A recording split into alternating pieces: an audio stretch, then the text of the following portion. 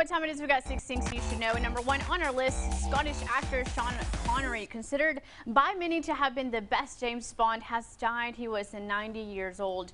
He had a varied career, and Connery played James Bond 7 times, and his portrayal defined the suave secret agent for a generation of fans. Yeah, he also had major roles in films including Indiana Jones and The Last Crusade, Highlander, and The Hunt for Red October. Connery's son says the Oscar-winning actor passed away peacefully in his sleep at his home in the Bahamas. And former President Barack Obama showed off his basketball skills during a campaign stop with Joe Biden. So Obama shot a three-pointer and it went straight into the hoop, nothing but net. He then walks out of the gym smiling and says, "That's what I do." The NBA star LeBron James poked fun at the former president, writing "all cash" on Twitter. Obama was in Flint, Michigan with Biden on Saturday for a couple of rallies. It's the first time the two have campaigned together in 2020. I love it. I didn't know he was athletic. That's a pretty good throw. I guess he used to hoop I don't know if it was every day, but they had a regular hoops game at the White House with Obama. Oh, really? Yeah, that was like some of his exercise. Some presidents run, some hoop it up every day. Some play golf. That was definitely his thing. Absolutely. I'm not very athletic, so I'm always impressed when I see someone doing something that I cannot do. Can you play basketball? No, not at all. Like, I'm really bad. I'm really bad just across the board at all sports. I played tennis in high school. Okay. I was not bad.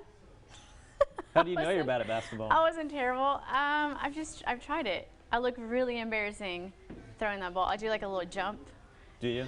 It's not cute. Do you shoot the ball with 2 hands? With 2 hands, okay. yeah, absolutely. We'll have to get a hoop in here and try that one day. Just see what it looks like. It's not good. All right, guys, and moving on, a massive alligator gave golfers quite the shock on a South Florida golf course. So check out the size of this gator that was seen strolling across the 9th hole at Durant Golf Course in Melbourne. Yeah, the video was captured by a golf course employee who estimated the gator to be about 10 feet long. There were some golfers on the course at the time, and they made sure to keep their distance. Oh my, that thing is look at that thing. Massive.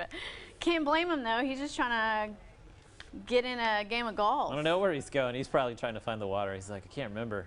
I love how chill he is too. And like everyone's like panicking and he's just like literally strolling. He's used to it. He's like, why do people always act? Why do they always run away? You know, in Texarkana, a lot of alligators were found because near Spring Lake Park, and they would, I guess, come out of the water and like wander into the neighborhood. Serious? And it was terrifying. It was on the news all of the time. And I'm like, I'm glad I don't live in that neighborhood. Can you imagine just like coming out of your house and seeing an alligator in your driveway?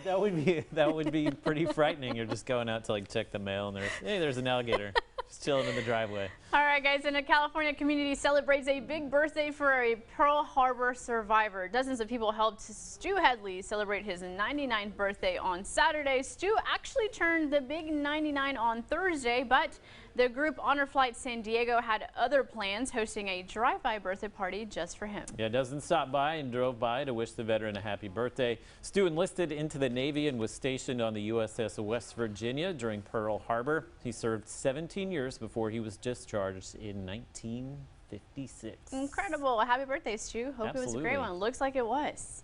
Looks like it was. You gonna do this for my birthday? Are you going to be turning 99 this year? I'll be 30, which is a big year for me. That's a big one too. This is a big year for me. Okay. If you see me crying in the halls, you'll know why. Yeah, I'm a little sad. We'll do a drive-through thing for you, just out in front of the station. Just keep telling people if they ask, just tell them I'm 23. That's it, 23. They won't. How old are you again? 23. 23 years old. Sounds good. It's got a good sound to it. And another story you have to see to believe: an elevated train in the Netherlands was saved from a disaster by a sculpture. So the Dutch metro train was caught by a huge sculpture of a whale's tail after it smashed through barriers at the end of the line. It happened Monday morning on the outskirts of Rotterdam, and the train car was left perched more than 30 feet above the ground. So the sculpture prevented what could have been a tragic plunge. You need to turn around and look at this. I don't know if you can see it on this little monitor right here. The train operator was left shaken but uninjured, and no passengers were on board at the time. People gathered near the scene and had to be told to leave as a coronavirus precaution. Was it a fluke? Well, maybe not. The sculpture is titled, and we're not making this up, "Saved by a Whale's Tail." Engineers were studying how the train car and several derailed behind it could be safely removed. Don't remove it. I would honestly just leave it there. This is like something that always has to be remembered. That is insanity. I mean, that wouldn't have ended well, right? That couldn't have ended well if that would have. I mean, surely this isn't real. It's real. I am one of those people that doesn't believe everything. You know me, guys. You know that I believe conspiracy theories. You think this was planned? This was planned. It's all a simulation. Middle of the night. Yeah, the simulation is bonkers this year. So why not? It probably is. All right, guys, moving on. Portuguese Island is one of the few places in the world where life hasn't changed due to the pandemic. It's Corvo Island in the Azores, and it's the only place in Portugal where the coronavirus hasn't arrived. So after the sun rises, the cows are moved to a different pasture. Dusk is time to milk the cows, and at night, families use the milk to make cheese. The island, with a population of 450, is the smallest in the Azores chain. It's just an island, or are they like back in 1960 where they just, what is happening they out just there? farm all day? Well, it looks like the rhythms are the same as they have always been. Life before COVID-19 was already hard here. There's the isolation and the constant wind, but with no registered COVID-19 cases, people are asking, who is more isolated now, the islanders or people on the mainland? I think Touche, it's my friend. people on the mainland. They're living their best life right now. Touche. Well, I was kind of confused about what was happening there. So they just farm all day long.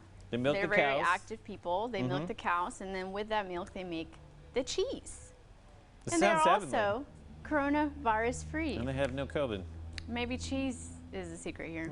Yeah, that's the take-home secure. message. That's secure.